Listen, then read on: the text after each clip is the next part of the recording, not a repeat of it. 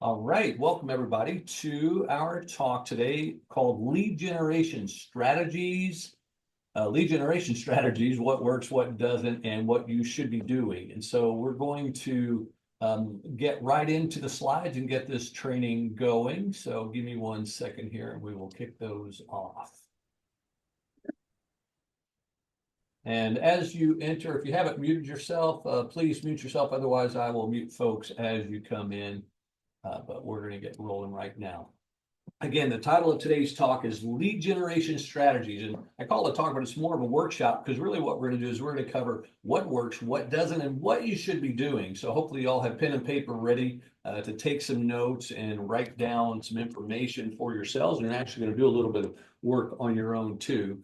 But before we get rolling into that, I want to give you a little bit of information about me so you know perhaps why you should trust me. I imagine you've heard of this because you're either on my list or you signed up through one of our Facebook posts or something. But for those of you who may not know me so well, I will say that I was a former professional actor. My degrees are in acting, and that's what I did professionally for 20 plus years before finally getting into what I'm doing now. After my son was born in Los Angeles in 2002, I left a couple years after that, quit acting, and moved up to Santa Cruz, California, and got into the entrepreneurial business.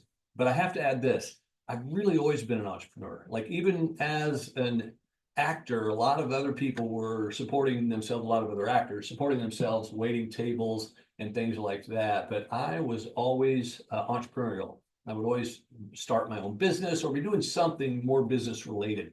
And so that has all helped me to form the foundation of today being a 7-figure entrepreneur. I'm the founder of the Authority Academy, and I'm an international best-selling author. I've written 2 books, but one of those was an international bestseller, the Zero to Launch Podcast Accelerator. And with that, I host 6 podcasts. I've been teaching it for nearly 10 years, and my podcasts have over 2 million downloads. I'm a Mensa member. For those of you who may know what Mensa is, it's just a fun little factoid on the side there. Doesn't really amount to much other than that. And I am the founder of the Infinite List. And that is a big aspect of one of the branches of the business that I run. But I'm not going to go into a lot of whole details of my story and my challenges and everything else because I know you guys get that all the time. Today, I want to dig right into the action. And in order to do that, we have to first start with some foundational information so that we're all on the same page around this. And that first foundation that I want to approach with you, well, actually, before I do that, how's my sound? Is the sound quality good? Can everybody hear me okay? A thumbs up? Okay, great. So the foundational features of any business, every business, I don't care what business you're in, there are 3 simple key features of a business. Number 1, you need fulfillment. Okay, I imagine many of you are coaches or consultants or speakers or whatever it is. You have a skill, a talent, something that you deliver on. That's the fulfillment piece. Okay, like as an example for myself as a business mentor and coach, when I'm teaching and training, I'm fulfilling on the promise of what it is that I do.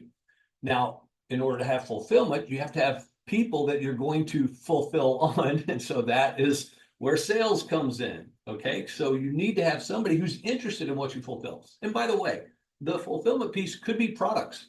Like if you buy a bottle of Coca-Cola, well, the Coca-Cola is the fulfillment. And to get to that point, you had to first purchase it. And that's the sales piece. But before any of this happens, before the fulfillment, before the sales, you need to have lead generation. That is the people who are going to buy the thing. And what we're really talking about today, as implied by the title of this talk, is lead generation. We're going to really focus on that because here is a fact. This is a writer downer. As long as you know how to generate a consistent stream of leads, you have endless opportunities to improve your sales and your fulfillment. As long as you know how to generate a consistent stream of leads, that just gives you opportunity on opportunity. You can screw up your sales, but if you got more leads, you can try again. You can try again and get better at it. And the better you get at your sales, the better opportunities you have on fulfillment. And the better you get at fulfillment, it creates this kind of a wonderful upward spiral of making your business really rock. And so we're going to talk about the first part, which is lead generation. How do you get that constant flow? But before we even dig into that, let's really get a little bit more of the ground floor knowledge of what constitutes a lead. What is a lead? Could be a name. As an example, someone could say, hey, my friend Joe, I think he'd probably be really interested in what it is that you do. Well, now you've got a name. That's a potential lead, but you and I both know that's not going to get you very far, just knowing Joe. Okay. You need to have an email address. How do you contact that person? Okay. So now this person who told you about Joe, well, now maybe they give you his email address. So that's really a bit of a better lead than just having the name. Now you got an email address. But by the way, all email addresses are not created equally. We're going to go into that a little bit more today as well. As an example, one could buy a list of email addresses. That doesn't really mean they're a lead. That's just an email address. And so we're going to dig a little more into that as well. Another thing you could get is a phone number. Okay, maybe the person who told you about Joe, well, maybe they don't have their email address, but they give you the phone number. And a phone number is a lead. And for any of you who've ever done work in cold calling, you know how difficult that is. You could go through a phone book. They don't even make those anymore, do they? But you could go through a phone book and start calling people up, cold calling. I did that for a while. One of the jobs I did supporting my acting career was cold calling. And so a phone number is in a form, not a great one, but it is potentially a lead. Next is a listener. If you host a podcast or a YouTube channel, you've got a listener or a viewer. And listener, I could have easily just interchanged that with viewer as well, but they're still listening. A lot of people, even in YouTube, they're listening more than they're watching the show there. They're listening to it. And so a listener is a potential lead. Now, again, there are all forms of leads and the quality of leads, but the bottom line is that still counts. And then next up, we have someone who says, I'm interested. That is the best kind of lead. Someone who personally has raised their hand and said, I really like what you're talking about. Like, as an example, all of you who are here in the room today or watching this in the recording, you raised your hand and said, hey, I'm interested in what you're going to talk about, Michael. And that is the best possible kind of lead. Okay, so hopefully this is making sense for you that what constitutes a lead in actuality could be any of these, but the best, the one that you really want, is someone who's saying, I'm interested. All right. Now, I want to cover some uncommon knowledge, and this is what I call myths about leads. And I hear these day in and day out. And, you know, business coaching with so many of my clients, even just in our company, The Infinite List, we hear people talk about leads. And some of the stuff that I believe are myths in the world of leads is, number one, that they don't buy. And we're going to dig a little deeper today into the myth that they don't buy. How many of you potentially have ever, just think about this for yourself, you did a promotion, maybe you did an email offer, or maybe you spoke on stage or something, but nobody took you up on the offer. One could seriously take that information and go, well, they're just not buyers. Okay, that's a myth. And you're going to understand why a little bit more later. Okay, so don't think, because nobody buys now, that they're never a buyer. Next is they're broke. Often they give the excuse that, like, well, those aren't good leads. Those people don't have money.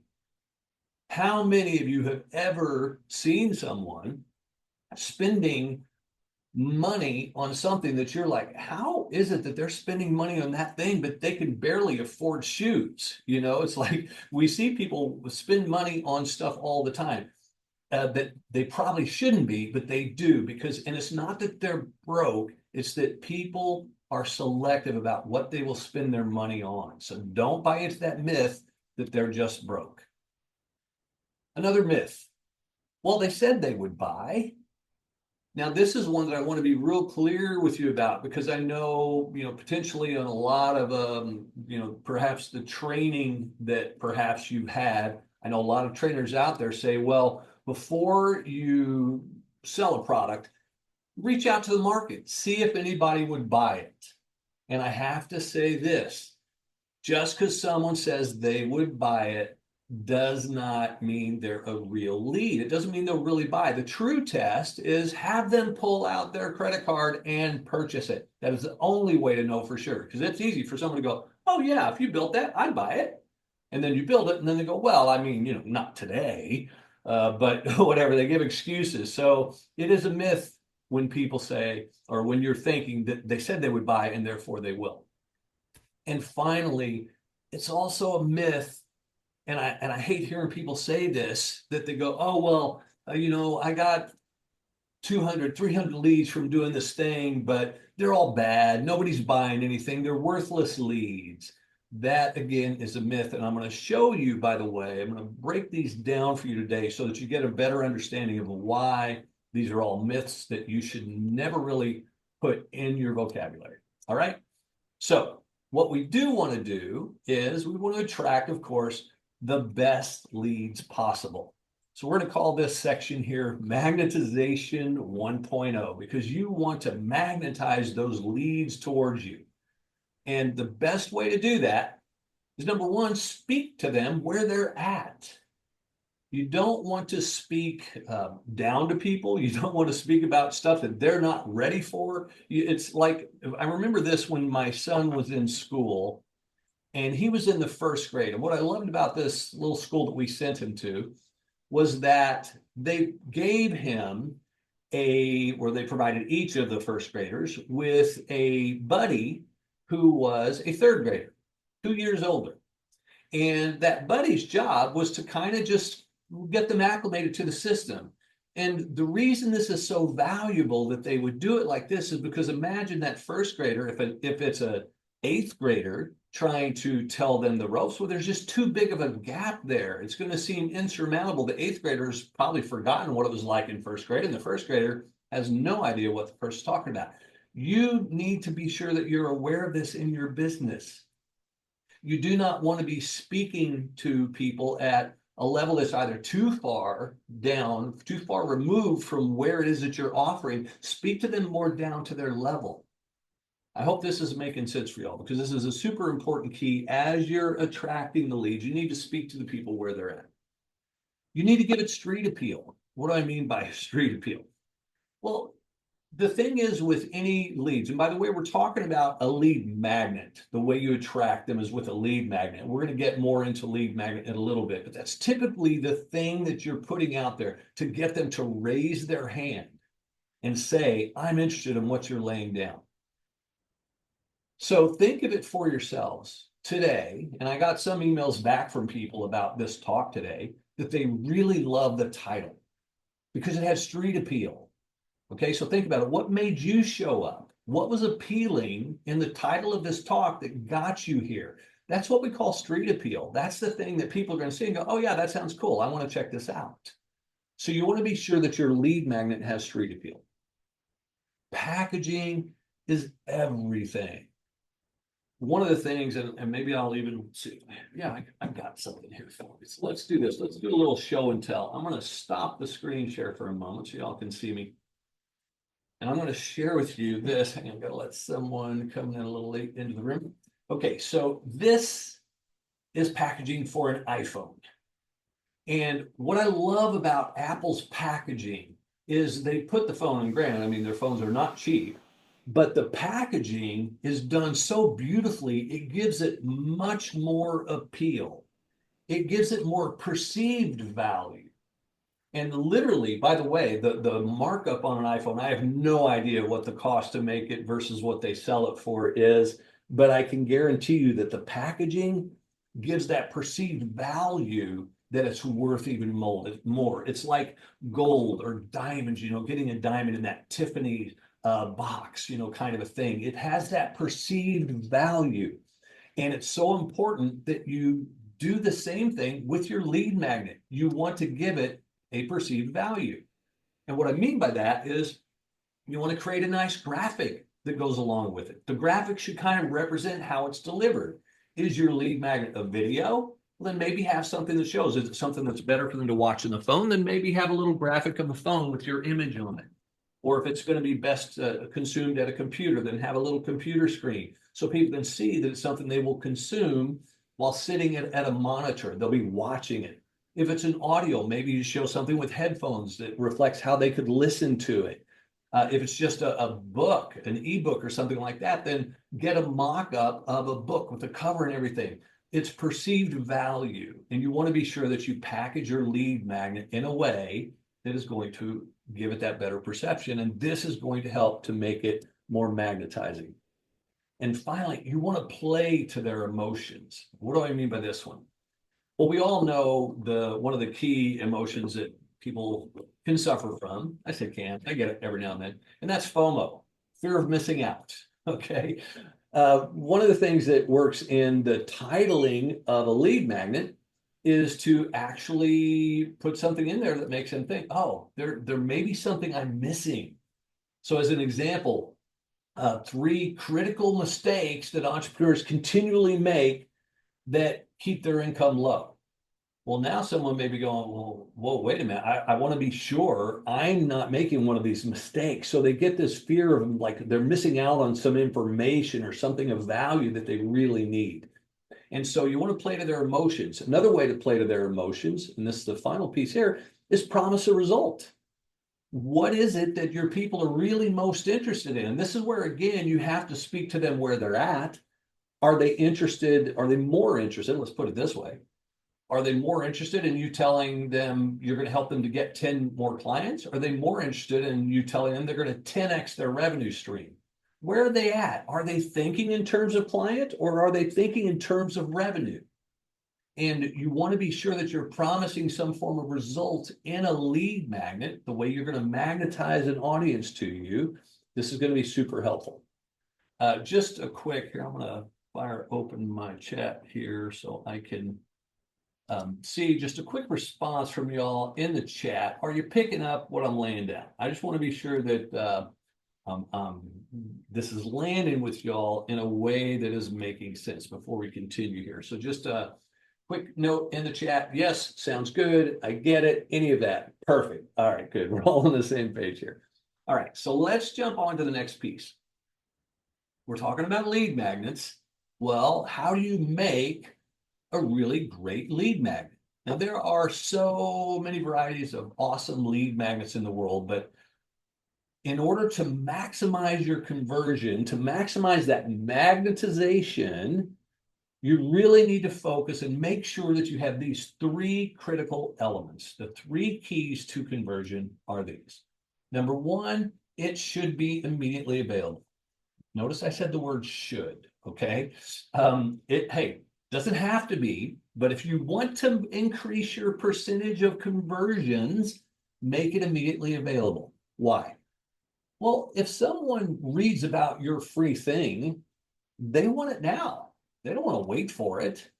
You know, I guarantee you that your ebook will outperform your regular book that they would have to receive in the mail, because the ebook, they're going to get that immediately. And right now they're in the mood. They're excited. They just signed up for this thing. They want it now. So it needs to be immediately available.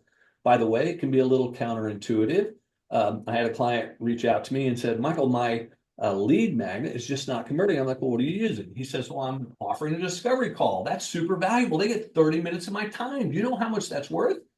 I said, yeah, to you, but to them, it's not immediately available. They want something now, because now they're just hearing about it. They don't want to wait and get on your calendar for 2 weeks, 3 weeks down the road. They want it now. So it's counterintuitive, but doing a discovery call will not perform as well as a 1-page cheat sheet. All right. And speaking of that, it needs to be easily consumable.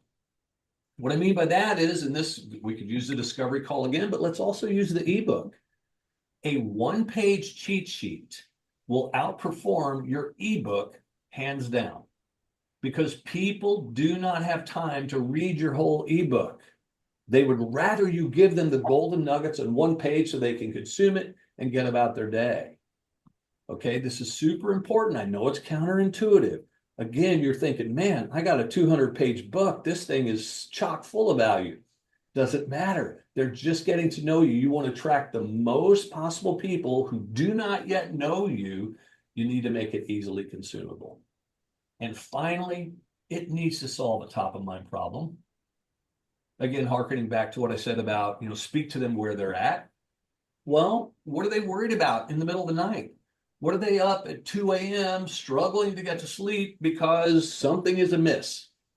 Is it that they're lonely and they're looking for a relationship, and maybe you're a dating expert? Maybe that's, right up your alley. That's the top of mind problem you can help them with. Are they struggling financially? Need to make more money. If you're a business coach and you can support them in that, solve that top of mind problem for them. These three keys are fundamental to a successful, highly converting lead magnet. And if I were to put it in one sentence, it would be: a great lead magnet needs to be an immediately available, easily consumable solution to a top of mind problem. That's pretty simple, but it's something that is often missed time and again. So keep this in mind. Hopefully you guys got a screenshot or you wrote it down, but this is super important as you build your lead magnet. All right. Now, I mentioned in the promotion of this talk today that we're going to talk about what's working. And we're also, after that, we'll talk about what's not working and then what you should be doing. So where do your ICs hang out? I just didn't have enough room on the slide to say that's your ideal client, ideal customer, however you want to frame it. But where do your ideal clients hang out? Okay, think about it. Now, hangouts are a little bit, especially in this online world, we're talking about where do they hang out, generally speaking, not as in literally, oh yeah, they're all over at the park. I'm talking about what do they listen to? What type of podcasts are your ideal clients, your ideal customers listening to? What type of a radio show? What do they watch? What YouTube channel are they tuned into? That's important for you to kind of look at this for yourself. Next is, what do they read? Are they blog readers? Are they newspaper readers? Are they magazine readers? Where are they consuming content? Okay. You got to think of these things as you're trying to get in front of them, because here's the deal. You need to hey, let me just start this sentence over. It's great to have a hot lead magnet, but a hot lead magnet that's just sitting on your desk isn't going to do any good. You need to get it in front of people. And in order to do that, you got to go to where they are. Where do they go for support? The people who are your ideal customers, where are they going to get information to help them with that thing that you also can help them with? Where are they going for that? And the easiest way to answer all of these, by the way, is who already has your leads? Who do you know who has the list of people that would be your ideal clients? Who already has your leads? Because that's who you want to get in front of. We're going to talk about how to do that more today as well, because that is the key. If you can get in front of people, on someone who's got a list, who's already got a list that is your ideal clients, that's going to be key for you. Now, what's not working? I see this time and again, entrepreneurs wasting their time, and sometimes even money, and time and money go hand in hand. Money, I feel like, hey, you can always make more money. You can't make more time. And so where I see a lot of them wasting time is they're making efforts, doing things that are going to generate too few leads to make a difference. The number of people, and by the way, there are, on everything that I tell you, there is an exception to a rule. But generally speaking, if you were to go to my website, michaelamelia.com, you'd probably have a good laugh. It looks like it's from the 80s. My partner, Krista, jokes about that. She's like, it needs an update. Yes, it needs an update. But guess what? I don't get leads from my website. Okay, so I don't put a lot of attention there because it's too few leads to make a difference. Now, yes, there are other values of having that and updating it. And yes, I will be getting to that. But the truth of the matter is, I don't waste a lot of time on it. That's why it's in disrepair, because it is not a great place to generate leads. Too few. The other area that you're wasting your time, is I see people do this time and again, is they're getting in front of the wrong people. They're not the right buyers. One of the things that I run at my company with Infinite List is we run giveaways. And I was just recently on a talk with one of the hosts the other day, and she had someone who jumped into one of her giveaways, and their gift in there was totally unrelated. The giveaway itself, think about it. The giveaway target audience is people who are, this isn't the real case of this, but let's say it were, an audience of people who are trying to lose weight. And someone puts a lead magnet in there that says, here's how to find your perfect mate. Well, they're not necessarily related. And so they're not getting in front of the right audience, the right buyers. So don't waste your time getting in front of the wrong audience. If you get invited to speak on someone's stage, first question I ask all the time, who is the target audience? If it's not a match for who I'm interested in being in front of, I'm going to pass. So be sure you're asking the right questions about this as well. Okay. Don't waste your time. Next up, it's feast or famine. Now, what do I mean by this? Well, there are ways in our industry to grow a quick list fast. But the challenge with these is that you'll grow a big list and then you won't do any list growth for the next 6 to 12 months. People who do launches, annual launches, they tend to get a lot of growth and then they do a whole year of no more growth. And during that time of no growth, that list is dwindling and dwindling. The number of leads is dropping off and falling to the wayside. And not that there's anything wrong with that, but it's not a consistent, regular flow of leads, which is what we really want in order to make things work best. And so we often find that we're in and up in a feast or famine situation. And finally, don't be wasting, this is where the money piece comes in, money on leads that are far too costly. And we're going to dig into this a little bit more yet today. This, like I said, this talk's going to be about, I don't know, maybe 60 to 90 minutes, somewhere in that range. This is the first time I'm doing this one. I keep creating these new trainings almost on a weekly basis here. So I want to just be sure that you're aware. We're going to dig into all these little elements, but right now you want to avoid leads that are far too costly. And we're going to define that in a little bit. But first, we're going to dig into list growth strategy. So as I just talked about all those different elements of the feast or the famine, the too costly, all of the other elements, here are the ways that are currently being used to get leads. Your website, as I mentioned, it's just too few. You'd have to have a whole boatload of traffic going to your website on a regular basis to generate new leads. And what I say is new traffic, because think about it, even if your website's popular and you've got 1,000 regular attendees watching your website or checking out your website, well, once those 1,000 have opted in and they've gotten your free gift, well, you need to drive new traffic to keep that flow continuous. And so it's really difficult to make a website work well for this. Social media. You can certainly do social media posts, but again, it's going to be a trickle. And unless you're paying to have that post boosted, fewer and fewer people are seeing these posts. And you have to draw a big following to do that. And so there's a lot of other elements that make social media not necessarily the best play when it comes to list growth. And by the way, list growth, that's interchangeable with lead generation. Because I'm just talking about the ideal way is to get that lead onto an email list, as we discussed earlier, and you'll see more in a little bit. That is the best way to be able to market to them. You could also do a podcast or a YouTube channel. I'm a host of 6 podcasts. I got a YouTube channel. It's a great way to grow the list, but it's not the best way to grow. It's really good for building trust and for other elements, but as far as getting brand new leads all the time, it's more of a trickle.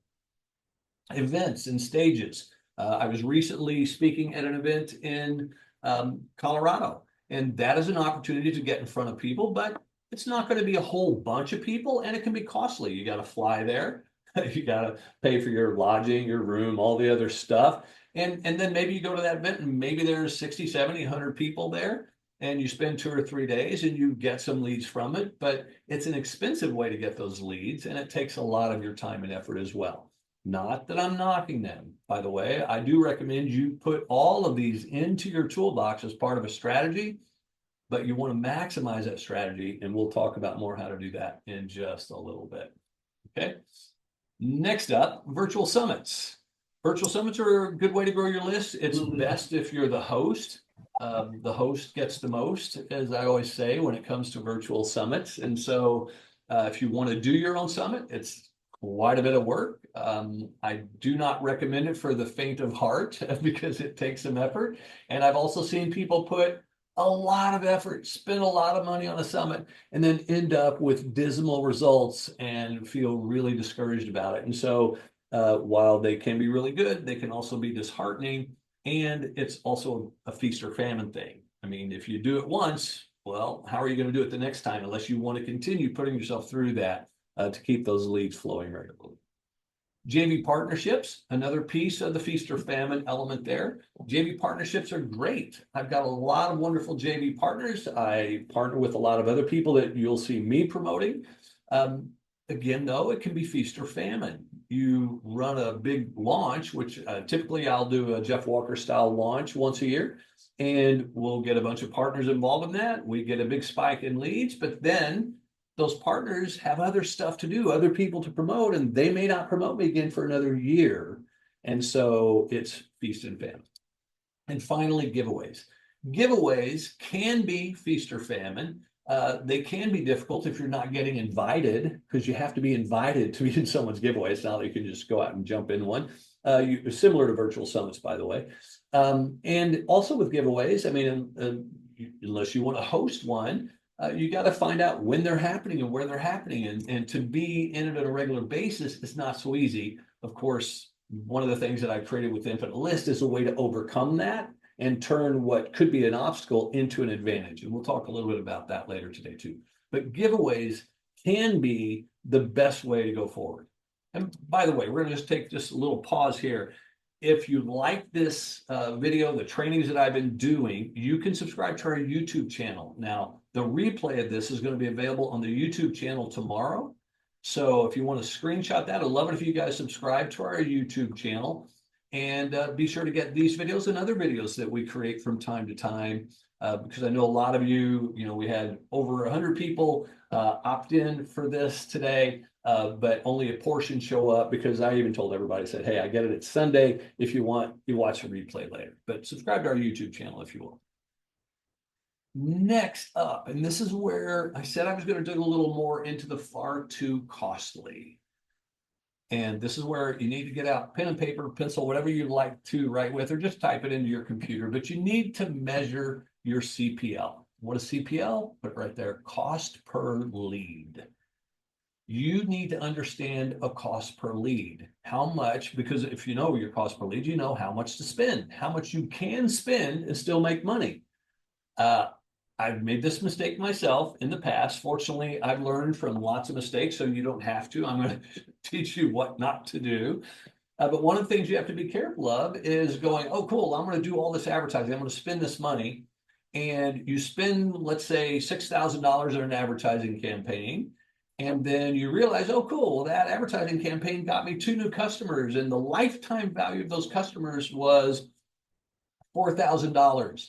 But it cost me $6,000 to get them. I just lost money.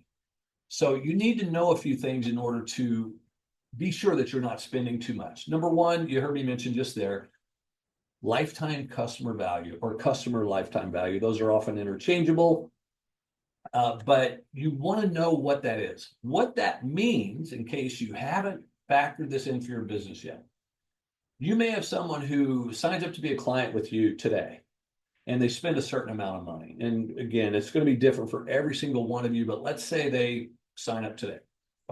And then a year later, they renew and they spend more money with you to continue for another program or another year. Or maybe today they buy your book, tomorrow they buy your course, the following year they sign up for your mastermind. So what on average is the lifetime value of that customer? How much will they spend with you before they're done spending with you and going, great, thank you, I've learned everything I can from you, I'm moving on, the customer lifetime value or lifetime customer value. Okay, so you need to know that.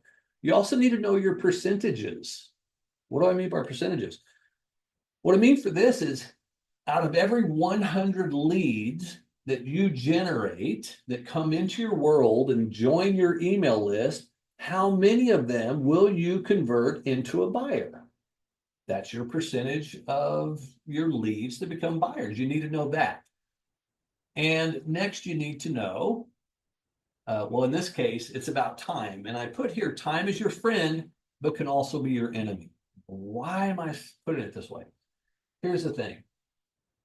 Time is your friend in the respect that this happened just a couple of years ago, and I share the story because it's just one that I spotted. There are probably others that I didn't spot, but someone purchased something from me a couple of years ago, And I knew the person by name. I'd met them at events. I knew the stuff. And I'm going, oh, I'll just use the first name. Elizabeth just bought this thing from me. And so I went and looked in my email list and realized Elizabeth had been on my list for 5 years and never spent a dime with me until then. 5 years. And so this is where I say time is your friend. As long as you maintain a powerful list and you're still in communication with your people, at some point you will put out an offer and someone will buy. It could be 5 years, 10 years, could be longer. And in that case, time is your friend. But time can also be your enemy. And this is the part where I say to be really careful. If you don't understand that people on your list may not buy from you for 5 years, and you're thinking, I need people to buy today, then time becomes your enemy. So you have to be careful and you have to be aware as you balance out the time element. And this is also important when you understand lifetime customer value. It could be 0 for the first 5 years, and then all of a sudden you start making money on that person. Okay, so keep that in mind. Next, in order to really have all of this make sense to you, especially this timing piece, you need to have a true grasp of the buyer's pyramid. Okay, I'm going to go into the buyer's pyramid because I know probably most of you haven't heard of it. And if you have, this will be a refresher. And if you haven't, this hopefully will be an eye-opener for you. And because we want this to jump out, I got a different background and everything. This is the buyer's pyramid, keeping in mind that timing is everything. Before I jump into this, though, just let me ask a quick question. And again, you can type a yes in the chat if you've heard of this company called Toyota. If you've heard of Toyota, type yes in the chat. I'm guessing that pretty much all of you have heard of Toyota. If you haven't, maybe you've been living under a rock, okay? But here's the thing. Does Toyota still advertise? Yes, of course they do. Why they still advertise is because they, of all businesses, and by the way, it's interchangeable with any automotive company. They work really well for the examples I want to share with you today so that you start thinking bigger. They all understand the buyer's pyramid. And the buyer's pyramid states that at any given moment, only 3% of the market is buying. Right now, today, Toyota knows 3% of the people out there are buying a car. And they continue to advertise. Why? Because they want to be top of mind to that 3%. That is why Toyota continues to advertise day in and day out. Because if not, if someone is in that 3% and they're going out, oh, I got to go get a car today, and Mazda happens to run an ad and they see the Mazda ad, well, guess what? They're going to go check out Mazda. So it's super important that you grasp this on multiple levels. And once we're done with this full bit, I'll give you a little moment if you want to grab a screenshot. 7%, the next 7% of the market are going to be ready to buy real soon. They're not buying today, but they probably will within a couple of weeks or maybe a month. Maybe their car is on a lease and the lease is about to expire, but not today. So they're not on the market yet, but they will be real soon. That's 7% of the market. The next 30% of the market is not going to be ready to buy for a while, maybe 6 months, maybe a year. Maybe they've still got, their loan won't be paid off and they're going to want to do a trade in. And so they're going to wait until the loan's paid off in 6 months or a year, and then they're going to buy. But that's 30% of the market. They're not quite ready to buy for a while. The next 30% of the market, they just bought. Okay, someone who just bought a car today, they're probably not going to be ready to buy a car for 5 or 6 years, maybe longer, depending if they're the kind of person that likes to run it as long as it'll go. But they just bought, so they're not looking to buy today. And this last part, don't get discouraged, but this last part is 30% will never buy. I remember when I was acting in New York City and I had to fill out a resume. And on an actor's resume, for those of you who don't know, at the bottom of an actor's resume, you put your special skills, things you can do, One of the skills that I put in there, of course, having used to joust and sword fight for a living, I put I'm a professional horseman and I'm a professional swordsman. And when I showed my resume to other New York actor friends, they're like, well, you need to put, you have a driver's license. And I'm like, what? Everybody, that's no special skill. Everybody has a driver's license. They're like, not in New York City. So literally 30% of the people will never buy. If you're living in a big city like that where you take mass transit, you will never buy a vehicle. Not all of them, but many will not. And so keep this in mind. So that is the buyer's pyramid. It is so important to understand this, especially as you look at timing with your list, with your business growth, with everything else. And I'm going to tie all this together for you as we continue through today. So next, how do you convert your leads into buyers? Okay, super important. Number one, you need to first indoctrinate them. Now, I know this word can sound a little harsh, a little rough, almost like Orwellian, 1984 indoctrination kind of thing. But what I mean in this case is when someone comes into your world, you want to indoctrinate them to your world. And you're going to indoctrinate them by building habit. What do I mean by building habit? There is an indoctrination sequence that you should do in email marketing. And for those of you who don't know it, I also have another training and I'll be doing more in depth than that some other one. But the indoctrination sequence is your first series of 7 emails that you should send someone every day for 7 days. And what it does is it gets them into the habit of opening your email, remembering who you are, and looking for your email. Now, why would someone be going looking for your email? Well, here's the thing. A well-crafted indoctrination sequence will say, hey, the welcome email, when they get your lead magnet, the first email is going to say, hey, congrats on grabbing my free report. In my case, let's say it's my podcasting one. And then I'll say, over the next 7 days, because I know they're interested in podcasting, over the next 7 days, I'm going to teach you 7 different ways to monetize your podcast. Each day, I'm going to share with you a different way that you can make money from your podcast. And now what happens is they start looking forward to those emails. And at the end of each email, I say, tomorrow I'm going to have an even cooler way to monetize your show that you're absolutely going to love. So you're also teasing it out. So what you're doing is you're helping to build the habit of them looking for and opening your email. And that's your indoctrination. Next, you need to nurture your audience. You need to nurture your list. What do I mean by nurture? That's where you just continue to give value to them.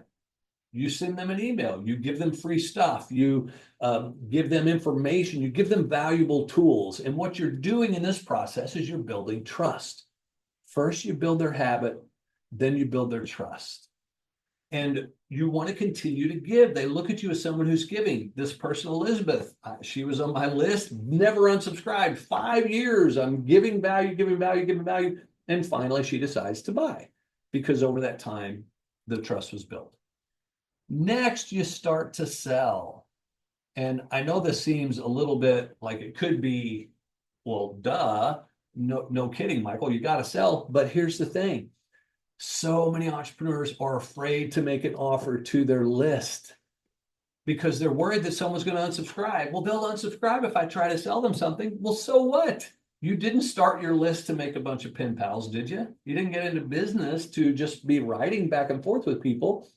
You need to make offers, and you need to make them regularly, especially if you're going to convert those leads into buyers. And then you need to re-engage, because what will happen is over time, your list, your leads will start to go, oh yeah, I'm not opening Michael's emails anymore. I got a little bored with them or whatever. He's always doing the same stuff, blah, blah. Whatever the reasons are, they may start to disengage, but they didn't unsubscribe necessarily. They're just not opening your email. So you need to do a re-engagement campaign in order to get them back into listening and opening your email.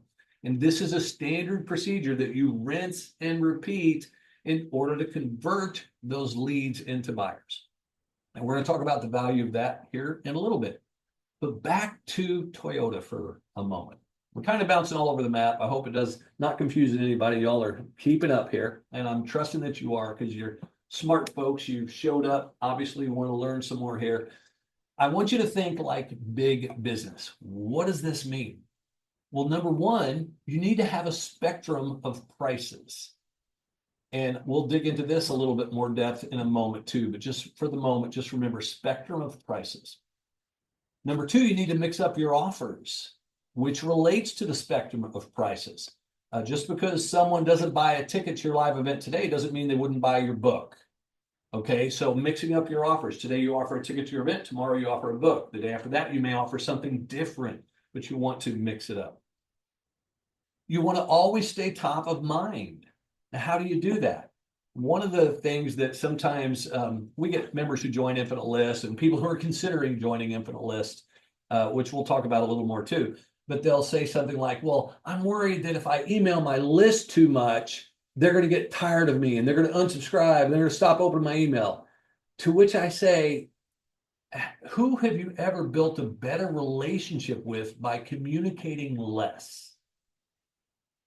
And so stop worrying about communicating more. You need to stay top of mind. I literally just recently, one of the things that I do with my fiance Krista is we host the Podcasters Cruise.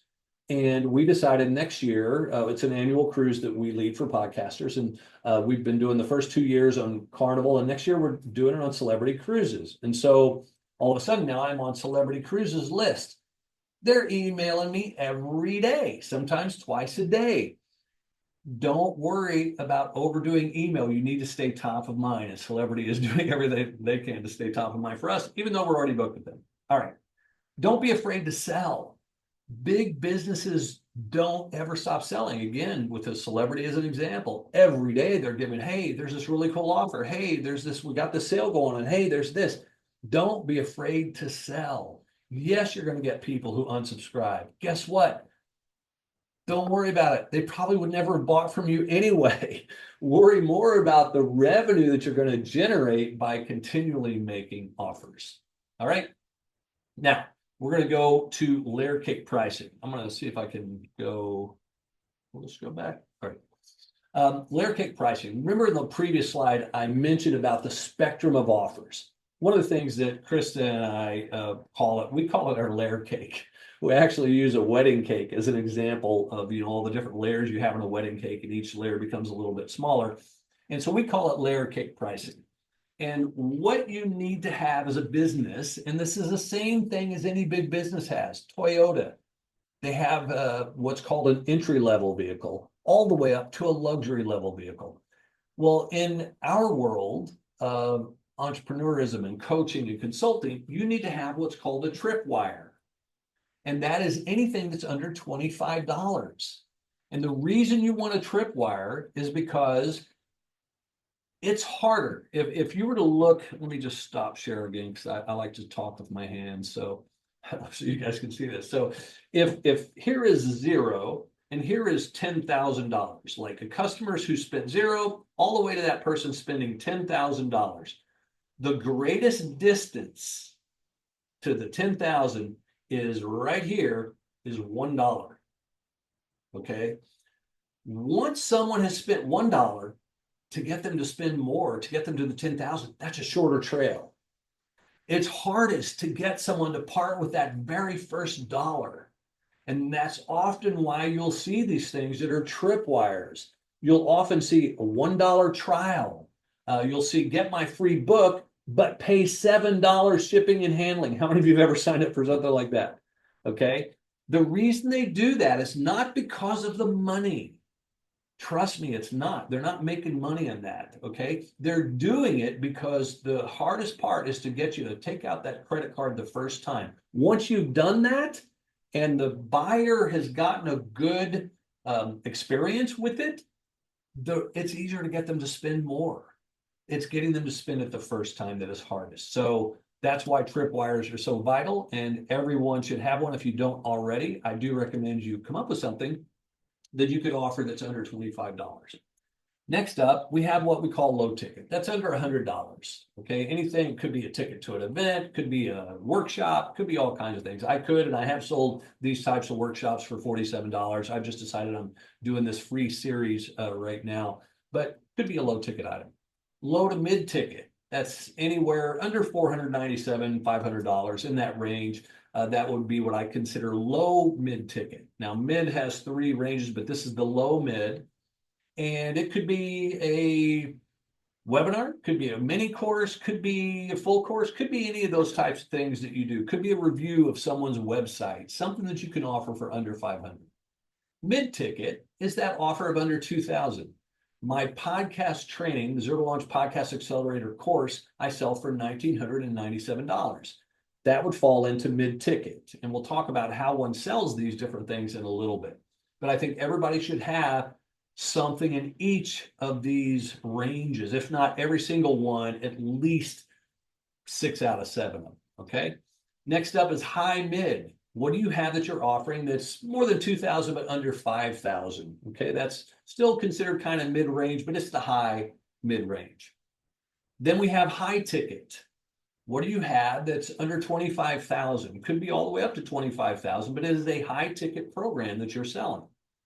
And finally, what about that VIP luxury offer, that thing that's over $30,000? And think about in the automotive industry, as I mentioned, they have everything from an entry model car, which is going to be 20,000, maybe less, to a luxury level car, which is going to be over $100,000. And often they will have all of these. Now, again, there are exceptions. There are certain manufacturers like Ferrari, which is only high end. They don't really have, an entry level. Well, maybe in Ferrari, there is entry level for Ferrari, but they would all be luxury compared to some of the other brands. So just keep in mind that generally speaking, your business should have a layer cake of pricing available. And the other sidebar thing here, the other value of this is when you have this built, you become recession proof, inflation proof, and I found even pandemic proof.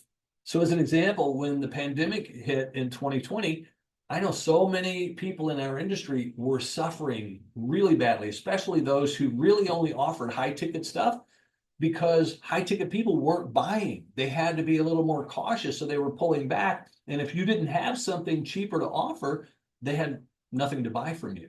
And so it's important that you have things at all these different levels, again, to meet people where they're at. All right, so keep that in mind.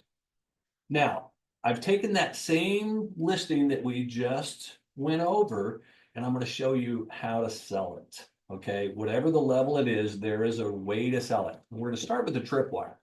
A tripwire, because of the low price, you could sell it direct in an email.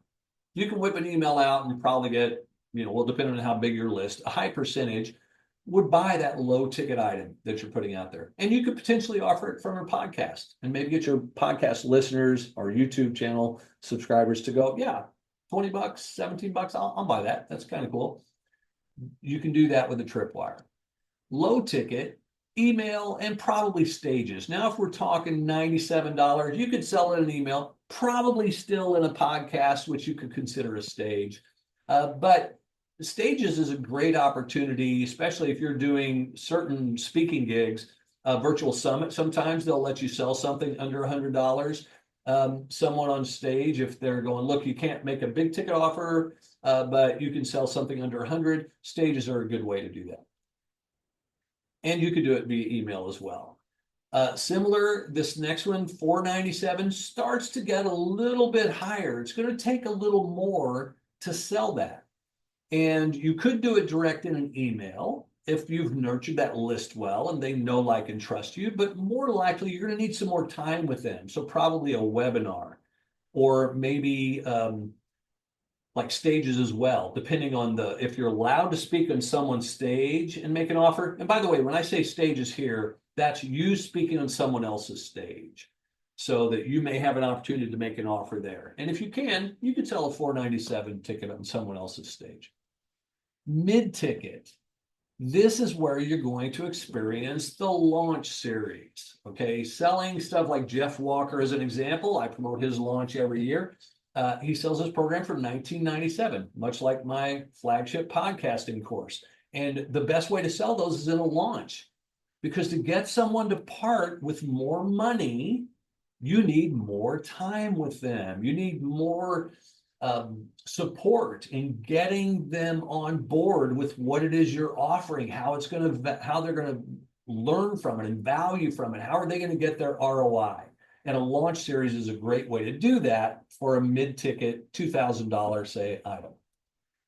Next, if you want to sell something more than that, let's say up to $5,000, you're probably going to need to do an event. Now, you may have started to notice that The higher the ticket price, the more time someone needs to spend with you in order to feel comfortable spending with you. Okay. So keep that in mind. And when you get to high ticket, it's probably going to take a 1-day event and or maybe a call. If you're good at selling, by the way, you're going to see I put call in here a few times. If you're good at selling over the phone and talking to people and convincing them to buy from you, then calls could work. And by the way, there are so many people out there who use professionals to handle the cold calls, they're not even cold calls, but when someone calls in about an offer, they've got usually a professional selling team handling that call because there's a skill to that in and of itself. Next, we have high ticket. That's anything above 5,000, probably up to about 25,000. For that, you need even more time with the person. And this is where 3-day events come into play. And many of you, I'm sure, have attended 3-day events. I've attended. I just got back from the one in Denver I was talking about. I host my own 3-day events. We'll talk a little bit about that coming up in a moment as I give you real world examples on this stuff.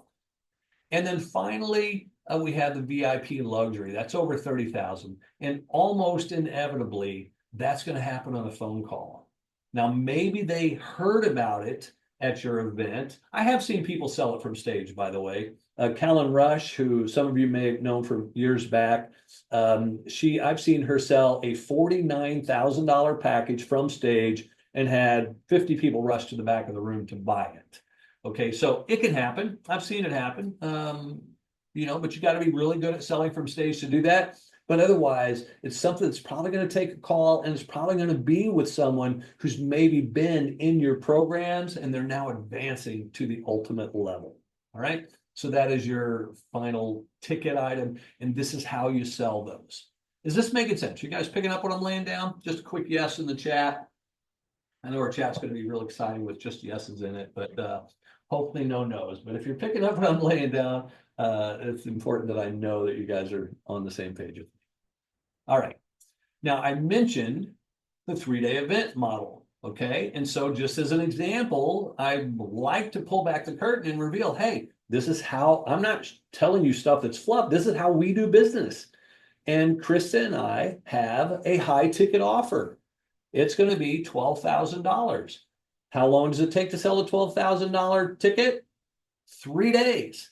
So we have a 3-day event coming up, and I'd love to invite you guys to it. There's a QR code if you want to check it out. But hey, even if you don't come to it, or even if you do, learn from it. Go to our webpage. Is the webpage exciting? Does it entice you to want to get a ticket? By the way, the tickets, there's two versions of it. $47. That falls just above the tripwire level. Okay, that's a low ticket offer. All the way up to $147. Okay, for a VIP ticket. All right. By the way, with live events, often they're done for free, but many entrepreneurs in the business, and this is the group that I fall into, believe that part of the reason of the poor show up rate is because people don't have skin in the game. And if you offer it for free, you get a very large percentage who sign up don't show up. And so in order to alleviate that, we decided to make it available at a low ticket item. But check it out and maybe even come to the event. And if you do, look at it with wearing what I call 2 hats. Okay, you got one hat, you got your other hat, and you're going to switch them interchangeably. With the one hat, look at what we're training and learn from it, because we're going to be laying down some really great value during this 3-day event. Learn from it. And that's put on your learner's cap and look at it from that respect. The other respect is to put on your observer cap. And that's the part that I want you to look at and go, oh, here's what they're doing. They're planting a seed for the offer. Oh, here comes the offer. Oh, that's how they do the offer. Look at it from the respect of analyzing the event itself, the structure, the process. Super valuable, by the way. If you're planning to do your own events, I was a student of events for years. I would go to events and I would love to sit through the offers so that I would see, hey, they did a good job with the offer. I could learn from this. Or maybe, ooh, they dropped the ball here in the offer, and why? And okay, I want to make sure I don't do that. So use the event as a learning experience. Okay, so there's that. If you guys want to grab that, scan that QR code and check it out. All right. Oh, okay. Next, we have common knowledge. Okay, we talked about this earlier, and I'm just going to get back to the part of lead generation. Okay, again, lead generation is key. And if any of you are thinking of doing an event, think of it from this respect too. How many people do you need at that event? And how much time and how big of a following is it going to take to get you there? Because it all boils down to lead generation. Okay. And one of the best ways to do that is through giveaways, as I mentioned earlier. Now, I know maybe for some of you, you may not know what a giveaway is. So I'm just going to do a real quick definition of it. It's a collection of valuable free gifts, often in the form of lead magnets, thoughtfully curated by a single host and contributed by a diverse range of guest experts. Now, I know we have some of our Infinite List members even attending the call today. But I just also wanted to be sure that for those of you who aren't as familiar with giveaways, that you understand what one is and how they work. And why giveaways? Now, this is the key. As we talked about earlier, lead generation. What is it that makes for best lead generation? One of those key elements is a low cost per lead. You want to make sure that you're not paying. I was talking to one of our colleagues the other day, and they're spending like over $22 per lead in Facebook ads. And to me, that's just outrageous. And so you'll understand why when you see how low you can get your leads in a giveaway. So it's a low cost per lead. It's consistent. Now, for those of you who've been here through the call, I know we had a couple of people join late, but you can also watch it in playback. But consistency is key. And giveaways are not normally consistent. And what I mean by that is if you don't get invited to be in someone's giveaway, you don't get to play. You're not in a giveaway. And if you want to play in giveaways regularly, well, dang, how many people do you know who are running giveaways day in and day out, month in and month out? If you don't know them or aren't in that world, it is inconsistent. But I'm going to show you how we at Infinite List have turned it into something consistent. You're going to get a high quantity of leads. And this is a thing too. And I know, again, I'm a fan of virtual summits. I host my own, usually do that at least once a year. But the challenge with virtual summits is that, especially if you're a guest on a summit, is that the quantity is not going to be that great. First of all, you have to hope that there's a big bunch of people that sign up for the virtual summit itself. And then you have to hope that they actually listen to your talk and opt in for your gift. And so it's the quantity is just not quite there. And then again, much like giveaways, it's inconsistent unless you're getting invited to speak on a summit every couple of weeks or so. The other value of giveaways, though, in addition to them being high quantity leads, is that they're also warm leads. I compared this like Facebook. You run a Facebook ad, someone sees your thing and they opt in. I would not call that a warm lead.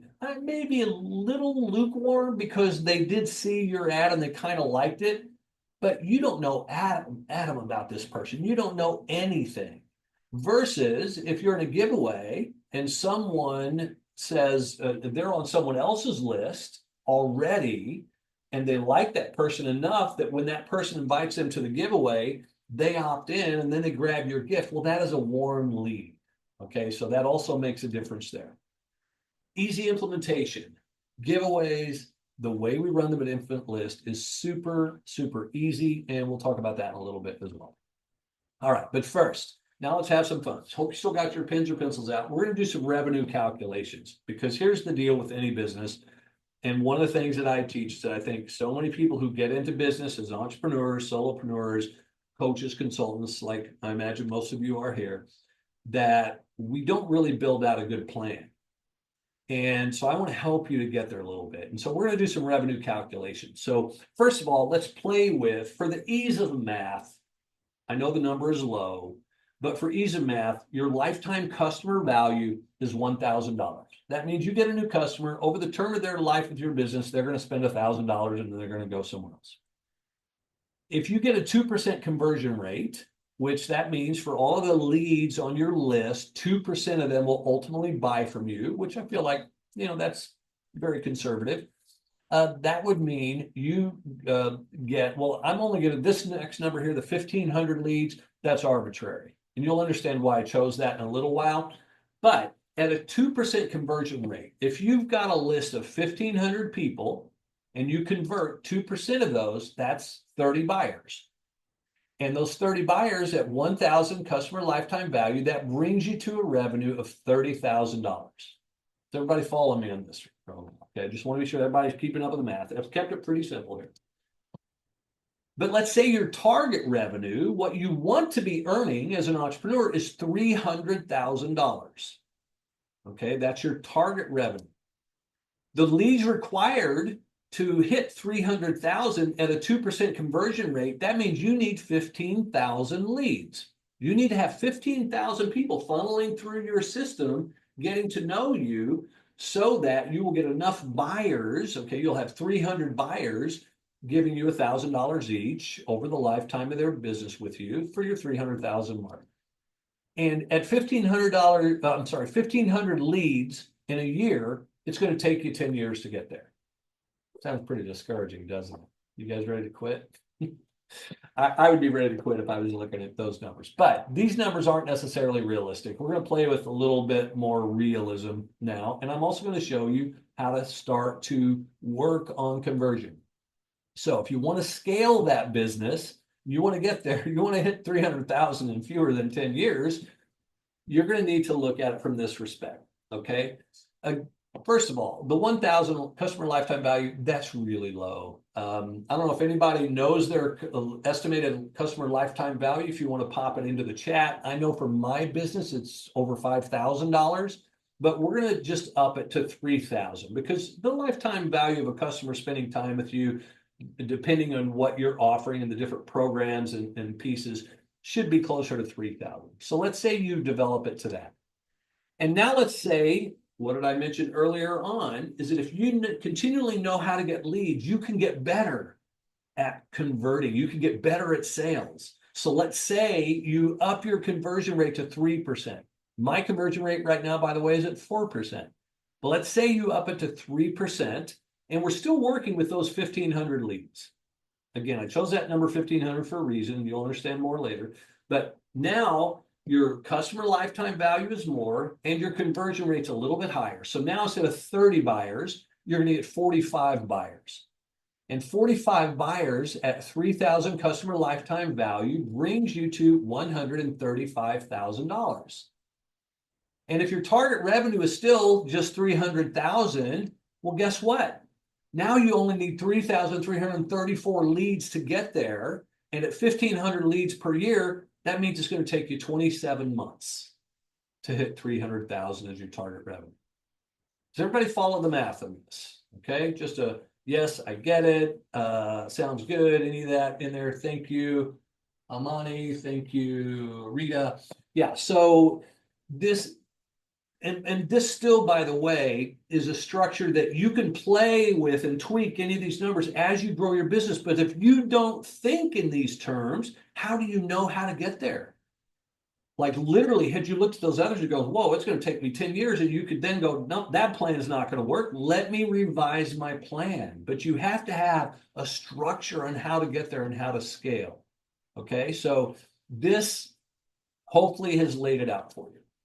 Now, here's the deal behind it. Amy Porterfield says, and this is old quote, she's now at over 100 million, but after 13 years in business, 46,000 students and 43 million in revenue, I can confidently say when your email list grows, your business grows with it. And like I said, Amy Porterfield just recently hit over 100 million in revenue. Okay, and her list is a massive part of that, because she gets all these things that I've just been showing you. So Infinite List, as I've said a couple of times, it's the business that I created to make lead generation easy. Would you be interested in getting your leads at less than 50 cents each? Less than 50 cents each. If so, here's how. You can join the Infinite List. We have a special offer right now going on for only $750 for 12 months. During those 12 months, you participate in 12 or more giveaways, because we keep the giveaways available to you. We've brought all the people in the industry who are running giveaways, and they're all members in here. So the giveaways are on a regular basis. Like we've got over 20 on our calendar right now for the coming year that you can go in and sign up for, and they're being added to daily. Participate in 12 or more giveaways during those 12 months. Grow your list by 1,500 or more. That's why I was using the 1,500 in the math there. You can probably grow it by more, but let's say you grow it by 1,500 or more. If you don't grow it by that much in those 12 months, you can continue participation in the Infinite List for free until you do. That's our special offer right now that we have going on to help you kickstart and grow this list. It's a one-time offer. This won't be found on our website, by the way. If you were to go to infinite-list.com, this offer is not there. This is a one-time offer. We're testing this out. It's 50% off for the first year. And it's only for 1 year. You're not going to be set up to renew or anything like that. You try it out and you will stay in free if you have not hit those number of leads. But our current price, if you were to join our website, is $1,500 for the year. You'd be getting it $750 for the first year. And that is at the Infinite List. Now, I want to share with you some of the results that we've been getting for our members here. So Christy said, as a direct result of the Infinite List giveaways, I've gotten 3,161 leads and closed 10,757 in sales so far. Notice she said so far, because she gets that the sales are going to continue to flow in. Because remember, sometimes those leads may be sitting on her list, over 3,000 of them, who they're not in that 3% that are buying right now. They're probably not in that 7% even that's buying soon, but they're going to be in that 30% that maybe 6 months from now, they're going to buy. Or maybe a year from now, they're going to buy. So she will continue to grow those sales, but that's just what she's done so far. And think about it, $750 to join, that's quite a return on investment. Virginia Parsons says, I'm so happy to have joined the Infinite List and to take part in so many powerful giveaways. My email list has nearly doubled in a few short months. In addition, I now offer a free consult and a thank you page in my lead magnet to help people actually implement the gift. And as a result, I've attracted 2 new clients in the first month, which more than covered the cost of Infinite List annual membership. So I want you to get how leads translates into revenue for you. And the more leads you get, the more chances you have to build up, get better at sales, get better at fulfillment. Since pivoting my business and working with Michael and Krista, I've seen incredible results. My lead list has grown by 800 quality leads just since the spring. The coaching and guidance and running effective giveaways have been fantastic. Infinite List has shown me the right way to do it, and the results speak for themselves. And finally, and this one, the reason I really wanted to point this one out is because she's relatively new. And with just 88 new opt-ins, she says, I managed to gain 88 new opt-ins to my list from just 3 emails. That's her emailing her list and being in a giveaway. One giveaway, 88 new opt-ins, already generated 16,000 in revenue from those 88 new people. So what you can do, the potential with this, and we guide you through it. There's a lot I'm not really, we're doing okay on time, I guess. So I'll tell you some of the other value that you get with Infinite List. Number one, we lead 5 coaching calls every month for members. Okay, so think about that. The coaching you're going to get. Now, the group calls, 3 of those are Ask Me Anything calls. And during those calls, people will come in and they'll go, hey, can you check out my lead magnet?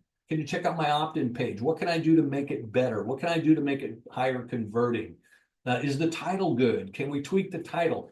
We really want to help you get it dialed in. So we do 3 Ask Me Anything calls every month.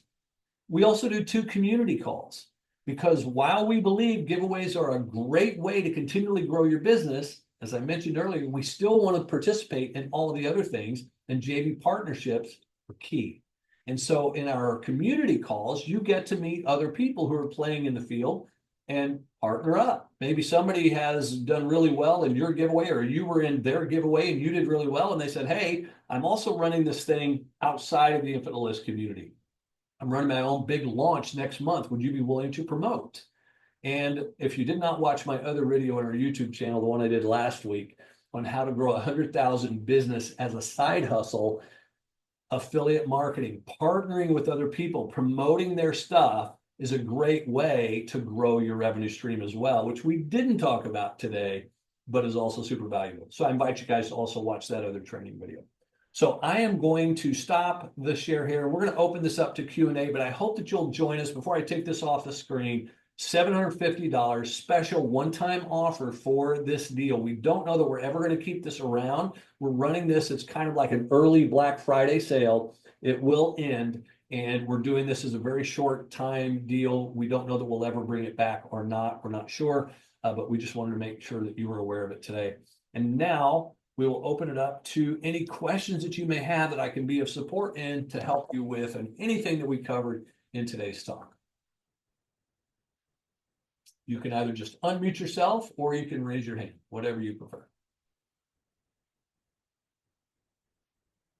Well, maybe I feel like I did a pretty good job and you guys got everything really well. There are no questions. That's awesome. You are welcome, Amani. Much appreciate you showing up and joining us today. Well, everybody who came, I do appreciate you for coming in. Looks like Marla unmuted herself. You have a question, Marla? I was just going to make a comment. I joined Infinite List very recently, so I haven't gotten started yet, but I'm really excited for it. And I just wanted to say one thing that you said today was a little bit of an aha moment for me, and that is that I offer my Hot or Not speaker eval, which is a call with me, right? And what you were saying is people want something immediate, and they can't always get immediately on my calendar. So I have a lead magnet, 10 mistakes speakers make and how to fix them, but haven't offered that for a while. So I need to go back to offering that because it's just, 4 pages, easy read, Yeah. Mistakes and how to fix them, and offer that and then offer the call as the next step. So, Bingo. Yeah. yeah. I'm So, glad you mentioned that, Marla, because especially as a new member and getting ready to be in a giveaway probably pretty soon, I would suggest, yes, you do that free 4-page thing as your lead magnet you offer in the giveaway.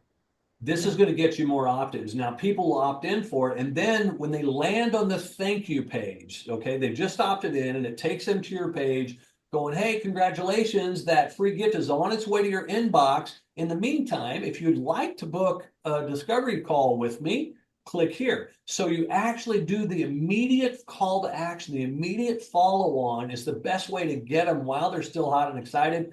But here's the deal, percentage wise, let's say she gets 100 people opt in for the free 4-page deal, probably only about 20% will opt in for the call. And it's because it's more time of theirs because they also have to sit for half an hour with you, and it's something further down the road. But you should monitor the percentages because you'll also understand, wow, that difference in percentage, that's also potentially how many leads I lost if you had put the free call first. And so yeah. it's a great way to really look at that. And so congrats on, and I'm glad that you were here today to hear this because this will be a good switch up as you jump into your first giveaway. Yeah, it's a great reminder. Thank you. Yeah, you are very welcome. Awesome sauce. All right, Patricia said, thanks. You're welcome, Patricia. Monty, thank you all so much for showing up today. If there aren't any other questions, then we will wrap it up. For those of you who came in late, this will be posted on YouTube and you'll get a link for the replay tomorrow. Or if you just subscribe to our YouTube channel, you will get, I think it's Infinite-List 24/7. You'll get it earlier if you go in as soon as I can get it uploaded to YouTube. Otherwise, it'll be there tomorrow. And we look forward to having you join our Infinite List community. Those of you who have not yet, we've got a couple of members already in. What is the link to the YouTube channel? Let me see if I can go back to that slide and pop it up one more time for you. Here we go. It is a QR code that should work. Otherwise, if you're in YouTube, our title of the channel is Infinite-List 24/7. Infinite-List 24/7 is our YouTube channel. And we have other channels about in the channel, things about how the Infinite List works. We have this MBA training series. We have other trainings I've done around stuff. And we're going to continue to put out content. I'll probably be doing another one of these next weekend. So, if you guys want to join me, I'll have another topic that we'll dig deep into because a lot of times we don't have time to go deep. We just kind of hit surface level. I'm really enjoying going deep on these. So, thank you, Deborah, another one of our members there. Appreciate you showing up today. So I want to go deep in more and more of these conversations and discussions as we build out the channel and really just be supportive to our community, but also to the general population in the business space. So hope this has been helpful. Thank you all so much. Link for the offer. I need to get back to that now. Okay, let's jump through all these real fast. Actually, you know what? It's probably gonna be faster for me to get out of that and go back down to that and then share again. Boom. Okay, there's the offer one more time for you. Again, this will not show up on our website because it is not a public offer. This is a very private offer, short term. We're just testing something out here with this particular level of membership. And so we hope that you'll jump in. It's only for 1 year. And after that, you can, if you decide to continue, you can continue with our monthly rate, or we may have some other deal going on at the time. But right now, this is just a one-time, limited time offer. So I hope you all will take me up on it. You're very thorough. I'll check. Great. Thank you, Rita. I appreciate it. And Janet, appreciate it. Hope to see you in the community. And of course, our members who are already here, great to see you. And we'll catch you on one of our next calls. I think we have some next week. Thank you all for your time on a Sunday. Have a great rest of your evening, and we'll catch you all on the flip side. Ciao, everybody.